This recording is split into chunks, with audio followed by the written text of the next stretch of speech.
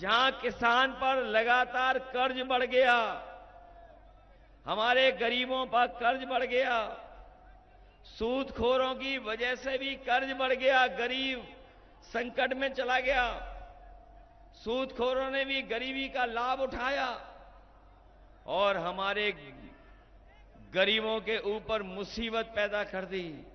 इसलिए हम अपने किसान भाइयों को कह के जा रहे हैं, गरीब भाइयों को, इंडिया गठबंधन समाजवादी पार्टी ने तय किया है कि जिस तरीके से बीजेपी ने बड़े बड़े उद्योगपति, बड़े बड़े कारोबारियों को जो कर्ज माफ किया है, अभी तक 25 लाख करोड़ से ज्यादा कर्ज माफ कर चुके हैं। हम अपने किसान भाइयों को, गरीब भाइयों को भरोसा दिला के जा रहे हैं, इंडिया गठबंधन की 4 जून के बाद सरकार बनेगी, हमारे किसानों का कर्ज माफ होगा। न केवल कर्ज माफ होगा, उसके साथ साथ हमारे किसानों की फसल और पैदावार के लिए भी कानूनी अधिकार एमएसपी का खरीदने का, बनाने का काम करेंगे। जहां किसान तैयार है इसको सरकार बदलने के लिए, वहीं ये नौजवान भी जानते होंगे कि ये नौजवान इस सरकार में नौकरी ढूंढ रहे थे। उन्हें भरोसा था कि ये डबल इंजन की सरकार उनके लिए रोजगार का इंतजाम करेगी, उन्हें सम्मान का रोजगार और सम्मान की नौकरी मिल जाएगी। लेकिन हमारा नौजवान जानता, जब तैयारी कर करके, मेहनत करके, कोचिंग करके जब परीक्षा लिखने गया और परीक्षा लिख करके जब घर वापस लौटा तो पता लगा पेपर लीक हो गया।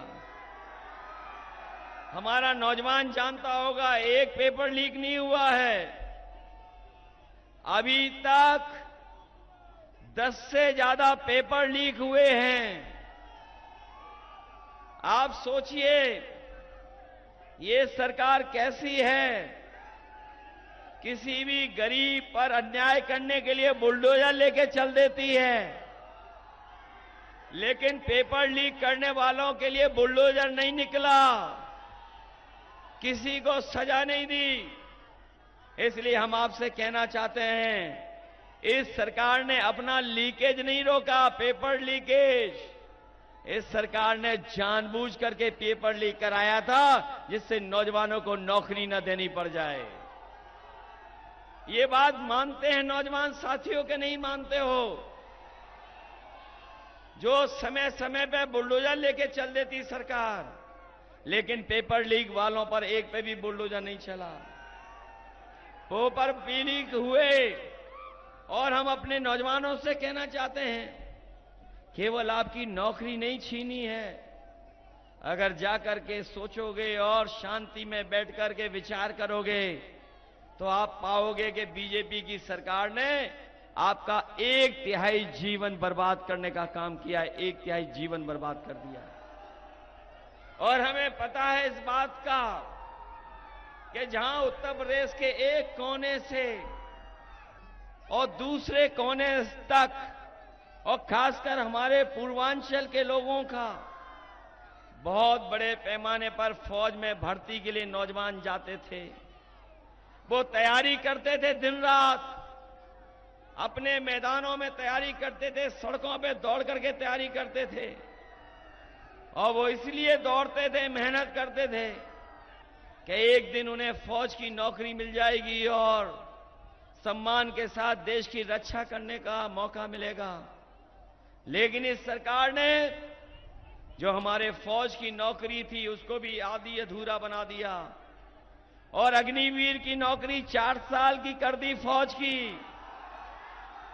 हमारे जितने नौजवान हैं जो फौज की तैयारी करते थे, हम उन्हें भरोसा दिला के जा रहे हैं, ये अग्निवीर व्यवस्था हमेशा हमेशा के लिए खत्म हो जाएगी और दिल्ली की सरकार बनेगी तो अगर हमें उम्र में भी छूट देनी पड़ेगी फौज की भर्ती के लिए, तो अपने नौजवानों के लिए उम्र की छूट दे करके उनके लिए पक्की नौकरी और पक्की वर्दी पहनाने का काम आने वाले समय में समाजवादी पार्टी और इंडिया गठबंधन करने जा रहा है।